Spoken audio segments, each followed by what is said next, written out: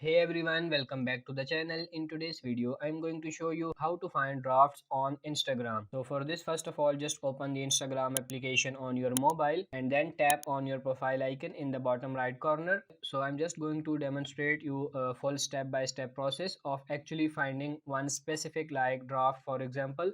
So I'm just going to click on this plus symbol right in the bottom, and let's say I want to post a reel like this. So I'm just going to upload any reel, so for example this one. So what we need to do after that is to actually click on add in the top right corner. But let's say I just close this one again. Basically, as I close this one like draft basically or the reel, I would like to find it again. So what I need to do after that is to simply, I don't know if you saw it before maybe, but what you can do is click either on plus symbol and click on this reel again, and then you should be able to find all of your drafts here.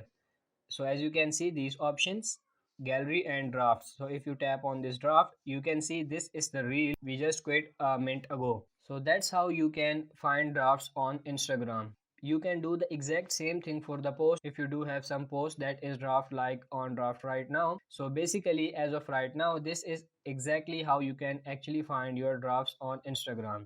So that's it for this video. I hope this video was helpful. If it is, like this video and subscribe to the channel. Thank you.